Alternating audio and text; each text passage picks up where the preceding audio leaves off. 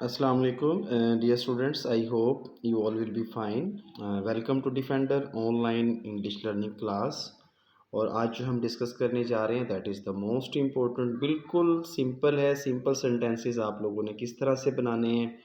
तो टॉपिक है हमारा states in the present time, कि हमने प्रेजेंट टाइम में किसी स्टेट को, किसी हालत को किस तरह से डिस्क्राइब करना है। That is very simple. देखते हैं पहले इसमें यूज़ इज़ एम आर। ये सादा से बिल्कुल इनिशियल जो है वो स्ट्रक्चर्स हैं और हर स्टूडेंट जो है वो इनको जानता है। That is very simple and you can make a lot of sentences with the use of is am और are. For example he is a nice boy. आप ये स्टेट बता रहे हैं, जब स्टेट बतानी है जस्ट इसको इस्तेमाल करना है, इसके साथ कोई भी फर्दर जो है वो वर्ब नहीं आएगा जब आप इसकी स्टेट बयान कर रहे हैं। ही इज़ अ नाइस बॉय, वो एक अच्छा लड़का है। She is a hard working teacher, वो एक अच्छी जो है मेहनती टीचर हैं। या फिर आप कह रहे हैं दे आर गुड प्लेयर्स, वो अच्छे खिलाड़ी हैं। I M an English teacher, मैं एक इंग्लिश का उस्ताद हूँ, इंग्लिश टीचर हूँ। तो ये आप डिफरेंट स्टेट्स बता रहे हैं इज़ एम और आर के ज़रिए। Clear. We are found of music, हम मौसीकी के शौकीन हैं। I am a learner of Arabic, मैं अरबी ज़ुबान का सीखने वाला हूँ, ठीक है, लर्नर हूँ। तो ये प्रेजेंट स्टेट जब आपने बयान करनी है, इनका बिल्कुल आसान सा तरीका है। आप इनके स्क्रीनशॉट लें, अपने पास रख लें, इनकी प्रैक्टिस करें। इनसे रेलेवेंट जो सेंटेंसेस हैं आप बनाने की कोशिश करें। तो दैट इज़ वेरी सिंपल, बहुत आसानी के साथ आप इनको बना लेंगे। ये बिल्कुल जो है वो मुश्किल नहीं है, बहुत आसान है। इज़ एम आर का इस्तेमाल है, ठीक है। प्रेजेंट टाइम में हमने स्टेट्स बयान करनी है, राइट। तो सम टाइम जो है वो हम कुछ और तरह के स्ट्रक्चर्स भी स्टेट्स के लिए इस्तेमाल करते हैं। Other words for describing state, for example look भी हम इस्तेमाल कर लेते हैं स्टेट के लिए। शी लुक्स बिजी, मतलब आप ये कह रहे हैं शी इज़ बिजी, आप इसी बात को लुक के साथ कर रहे हैं, शी लुक्स बिजी, दूसरा वर्ड जो है वो वर्ड इस्तेमाल करके।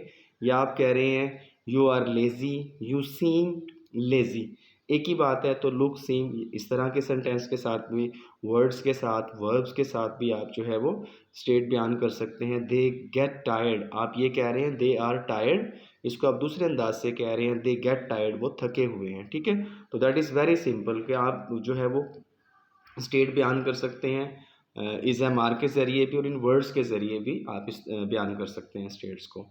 अब हम मूव करते हैं नेक्स्ट जो है वो पास्ट में अगर हमने स्टेट बयान करनी है, states in the past time. Past कहते हैं गुजरे हुए को, गुजरे हुए टाइम में जो वक्त गुजर चुका है उसमें स्टेट बयान करने का तरीका क्या है वो देखते हैं। उसके लिए हमने पहले प्रेजेंट के लिए इज़ एम आर इस्तेमाल किया, पास्ट के लिए वॉज और वर इस्तेमाल करेंगे। That is very simple. He was on an army man, वो एक आर्मी मैन था। She was a hard working teacher, वो एक हार्ड वर्किंग टीचर थी। दे वर गुड स्विमर्स, वो अच्छे तैराक थे। आई वॉज एन एथलीट, मैं एक खिलाड़ी था। तो ये स्टेट बता रहे हैं डिफरेंट प्रोनाउंस की। आप इसमें नेम भी इस्तेमाल कर सकते हैं, आप कह सकते हैं Ali was an army man, ठीक है। Ayesha was a hard working teacher. तो नेम्स भी इस्तेमाल कर सकते हैं, नाम भी इस्तेमाल कर सकते हैं, और उनकी जगह जो pronoun he she it I वो यू दे आप यूज़ करते हैं वो भी बड़ी आसानी के साथ आप इनमें इस्तेमाल कर सकते हैं। We were found of dancing, I was a student of French.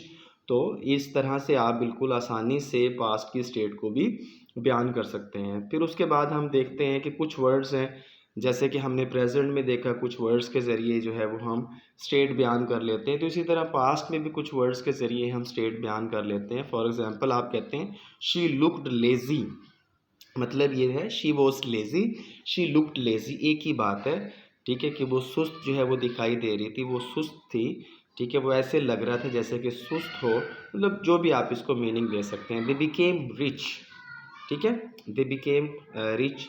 You seemed young, my cell phone remained silent. तो ये भी जो है वो स्टेट के लिए तरीके हैं। बहरहाल अगर ये नहीं आते तो सिंपल कम अज़ कम जो है वो तमाम स्टूडेंट्स को आने चाहिए, जो उसके लिखने में भी और उनके बोलने में भी दोनों तरह से उनके लिए आसानी पैदा कर सकता है, ठीक है। तो ये स्टेट अब जो है वो हमने पास्ट की देखी है। अब हम फर्दर जो है वो दे गॉट टायर्ड, एक और सेंटेंस चलें जी, आ गया they got tired, they were tired इसका मतलब है, ठीक है। अब जो है वो हम स्टेट देखते हैं, स्टेट इन द फ्यूचर, कि फ्यूचर में अगर कोई स्टेट है उसको हमने किस तरह से बयान करना है। That is also very simple. Will be और शेल बी इस्तेमाल करते हैं, लेकिन जो है वो स्पीकिंग में हम थोड़ी सी शॉर्ट फॉर्म इसकी, जिसको कि आप कॉन्ट्रैक्शन कहते हैं, कॉन्ट्रैक्शन की फॉर्म में हम इनको यूज़ करते हैं। जैसे कि ही विल बी एन इंजीनियर, कहना आप ये चाह रहे हैं ही विल बी एन इंजीनियर। अगर आप इसको सिंपल वर्ड्स में कहें ही विल बी एन इंजीनियर, ठीक है।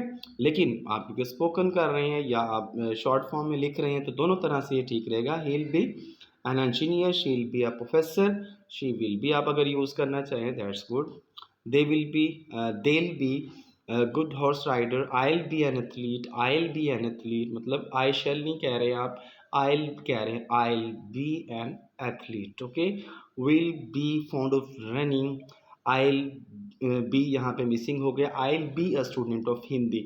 सो अगर आपने फ्यूचर के बारे में स्टेट्स में आन करनी है तो फिर ये स्ट्रक्चर यूज़ करेंगे। इनका बहुत आसान तरीका है, आप इनके स्क्रीनशॉट लें, इनको अपने पास महफूज कर लें, स्क्रीन को पॉज कर लें और उसके बाद इनसे रेलेवेंट सेंटेंसेस बनाएं, तो आपके लिए बहुत आसान हो जाएगा, आसानी से आप इसको अंडरस्टैंड कर सकते हैं।